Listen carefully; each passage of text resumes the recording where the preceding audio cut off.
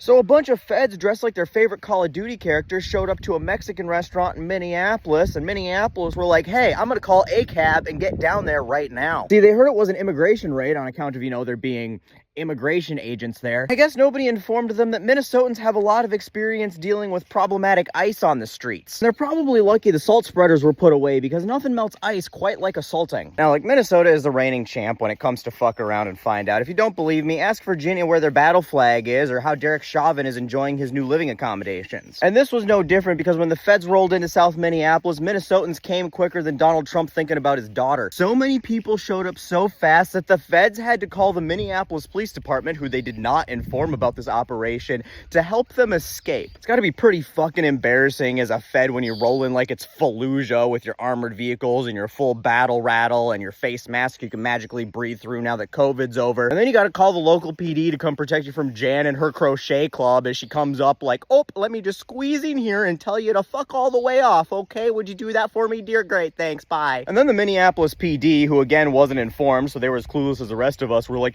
guys, they told us this wasn't immigration related and you should believe them. And we're like, yeah, except ICE was there because we got pictures and that says ICE and that was there. And there was a Customs and Border Patrol helicopter circling overhead for some reason. And then so ICE released a statement and they're like, yeah, well, yeah, we were there technically, but like we were just hanging out with our buddies, okay? And like we're just doing some joint stuff with other agencies to make it, the community safer and stuff. Okay, that's all. Okay, first off, the fuck you were. You don't care about the community to begin with, and the community doesn't want your protection. And clearly, since you had to call the local PD to protect you from the community doesn't fucking need it. Second of all, if it's not immigrations or customs related, then immigrations and customs enforcement shouldn't fucking be there. In fact, immigrations and customs enforcement shouldn't be anywhere because they shouldn't fucking exist. The Gestapo's purpose is exclusively to be lapdogs for fascism, and that is all they are. And ICE isn't even real fucking cops. They're mall cops with guns. Seriously, look at this motherfucker. The only PT test he'd pass would have to involve eating hot dogs. But from the oligarch's hot dogs that are constantly lodged down his throat, I'm sure he'd be pretty good at it. I can't imagine he's got much of a gag reflex left. Now, look, the point is that there's only two reasons that ICE would be there. The first is that this was an immigration operation, and the cops are lying, which,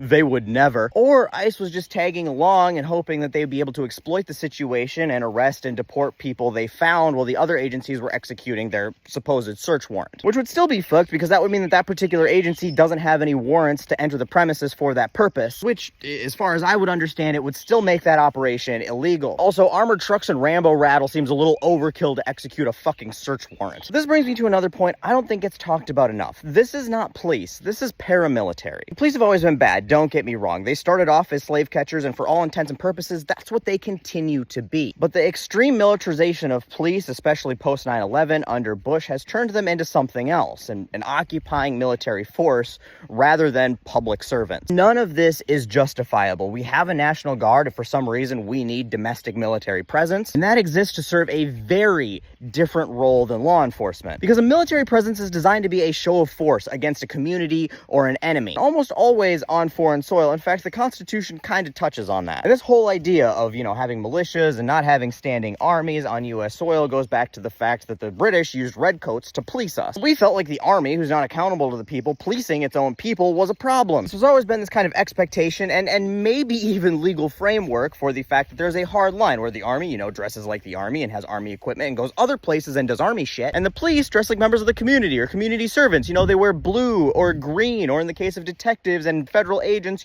suits, and they have their faces uncovered so you can see who they are, and they have name badges so you can identify them. They don't wear desert camo in the middle of Minnesota driving around fucking MRAPs. And this is an important distinction, right? Because they always tell you to dress for the job you want. And if you dress like you're going to war instead of to serve the community, then you view the community as the enemy. And the community views you as a dangerous invader, which you are. Then because you've psyched yourself out into being scared little bitches thinking that every time you leave your house you're going out into a war zone, you start treating every situation like you're about to die. So now here's the reality, is whether this was an ICE raid or not, whether this was a fully legitimate, justifiable search warrant or not, all of that's irrelevant. With the possible exception of SWAT responses to active shooters, hostage situations, or bomb threats, militarized police presences should never be welcomed into any community on American soil, ever. And what Minnesotans did in Minneapolis was the right response to any situation, anywhere that happens. Show up in numbers and let them know they are unwelcome and unwanted. And if they want to come into your community, they can show up dressed like a community fucking servant with a badge and a bare face and not roll in like some cowardly combatant hiding behind an M-wrap, a mask, and a G.I. Joe costume. Good on you, Minneapolis, for making us proud.